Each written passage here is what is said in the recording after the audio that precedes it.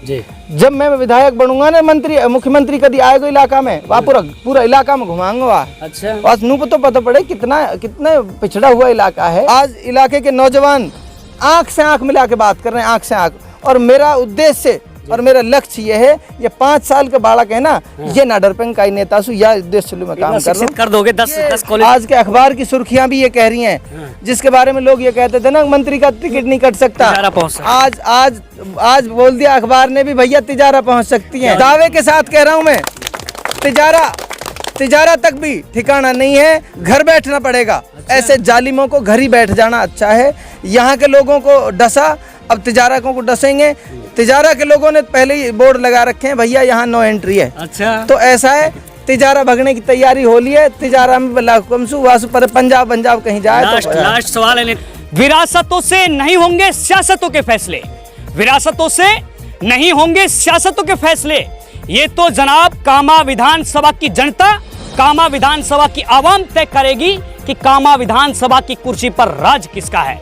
नमस्कार, मैं हूं आपके साथ प्रदीप शर्मा। आज हमारे साथ सीए साहब हैं, सीए मुख्तार जी कांग्रेस के वरिष्ठ नेता हैं और टिकट के भावी दावेदार भी, मजबूत दावेदारी पेश कर रहे हैं। सीए साहब, आज आपने एक कार्यक्रम किया ओलंदा गांव में, इस वक्त हमारी मौजूदगी है, सैकड़ों की तादाद में जन सैलाब उमड़ा, आपको समर्थन दिया। किस तरीके से 36 बिरादरी के इस प्यार, इस मान सम्मान को आप देखते हैं?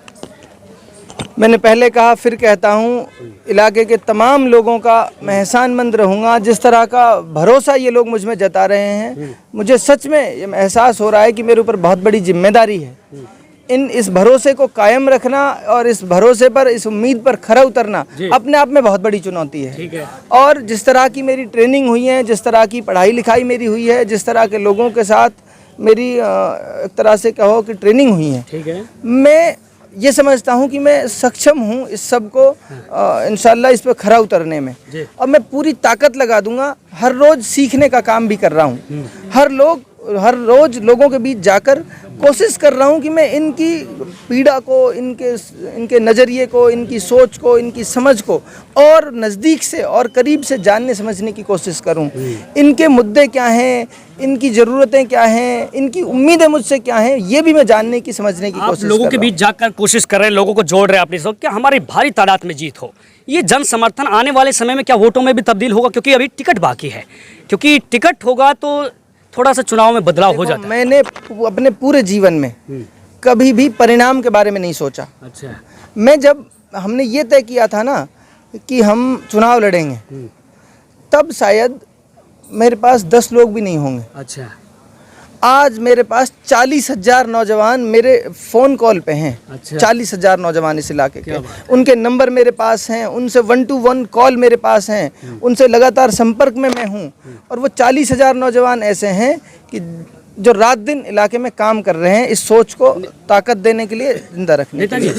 वोटों में तब्दील होगी या नहीं होगी, जो सवाल था आपका, ऐसा जोश आप ये इलाके के लोग हैं, ऐसा जोश इन्होंने और हमने अपनी ज़िंदगी में नहीं देखा। क्या बात? इस तरह का जोश, जिस तरह का जोश आज मतदाता में है, जिस तरह का जोश और उमंग आज लोगों में है, ऐसी हमने कभी नहीं देखी। अच्छा। जिस तरह की उम्मीद इस इलाके में पहली बार जगी है। और पहली बार आपने देखा होगा, जहाँ भी जा रहे हैं वहाँ लोग एक ही बात कह रहे हैं, बेटा टिकट मिले ना मिले, तुझे सिर्फ खड़े रहना है, तेरा बैलेट पेपर में नाम होगा, बैलेट पेपर में नाम काफ़ी है तेरा इस इलाके में तब्दीली लाने के लिए। अच्छा, टिकट की भी संभावना क्या जताई जाए अगर जनता का? सबसे मजबूत दावेदार मैं हूँ, सबसे प्रबल दावेदारी मेरी है। ये इलाके के लोग भी जानते हैं और जो इस खेल को सबको समझते हैं वो सारे लोग जानते हैं। इलाके के बच्चे की जबान पर यह है कि मुख्तार टिकट में सबसे बड़ा दावेदार है। आज के अखबार की सुर्खियां भी ये कह रही हैं, जिसके बारे में लोग ये कहते थे ना, मंत्री का टिकट नहीं कट सकता, आज बोल दिया अखबार ने भी, भैया तिजारा पहुंच सकती है। दावे के साथ कह रहा हूं मैं, तिजारा तक भी ठिकाना नहीं है, घर बैठना पड़ेगा। ऐसे जालिमों को घर ही बैठ जाना अच्छा है। यहाँ के लोगों को डसा, अब तिजारा को डसेंगे। तिजारा के लोगों ने पहले ही बोर्ड लगा रखे हैं, भैया यहाँ नो एंट्री है। अच्छा। तो ऐसा है, तिजारा भगने की तैयारी हो ली है। तिजारा में पर पंजाब कहीं जाए। लास्ट सवाल है नेताजी, लास्ट सवाल है। प्रदेश के मुख्यमंत्री, चीफ मिनिस्टर अमरुका में पधार रहे हैं 10 तारीख को। किस तरीके से इस कार्यक्रम, इस प्रोग्राम को आप देख रहे हैं? अगर हम धरातल की रिपोर्ट आपको दे तो बड़ी नेगेटिव मिल रही है जाहिदा जी की वजह से। पहले कह रहा पिछला महीना 5 तारीख लो आ रहा है, फिर कहने लगा 7 लो आ रहा है। अब प्रशासन ने तैयारी पूरी कर ली है? टेंट तो 7 तारीख के मारे भी लग गो तो 7 सु 10 होगी।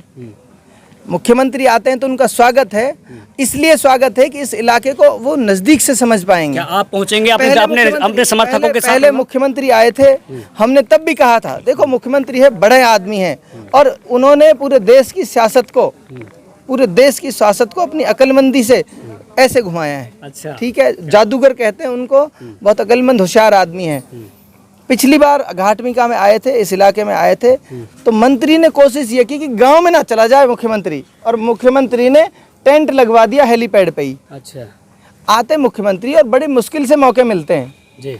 जब मैं विधायक बनूंगा ना मुख्यमंत्री कभी आएगा इलाका में, वहाँ पूरा इलाका में घुमाऊंगा वहाँ। अच्छा। बस नू तो पता पड़े कितना पिछड़ा हुआ इलाका है, कैसे कैसे गरीबी में लोग रह रहे हैं यहाँ पे। वो जब इलाके को देखेगा तो उससे पैसे भी ज़्यादा मांगेंगे हमारे इलाके के लिए। वो मांगेंगे तो जब उसको पता चलेगा कि यार ये कितने डेड ऑनेस्ट वोटर हैं उनके इलाके का, हमेशा से उनके लिए वोट करते आए हैं कांग्रेस पार्टी के लिए, और इतने बदहाली में हम हैं। तो जब मैं विधायक बनूंगा तो फिर उनको मैं अपने साथ पूरे इलाके में लेके घुमाऊंगा। ऐसा नहीं करूंगा कि हेलीपैड पे आवाज जमा कर लूँ, कभी उन्होंने देख लिए कितनी बदहाली में रह रहे हैं। चलते चुनाव में सब वादे करते हैं सर, ऐसे चलते चुनाव। मैंने तो आपसे एक बात कही, इलाके के लोगों से भी एक बात कही, चुनाव हारूं या जीतूं, अभी भी काम कर रहा हूँ इलाके में। 10 बड़े कॉलेज खोलूंगा, स्कूल खोलूंगा अगले 10 साल में इलाके में।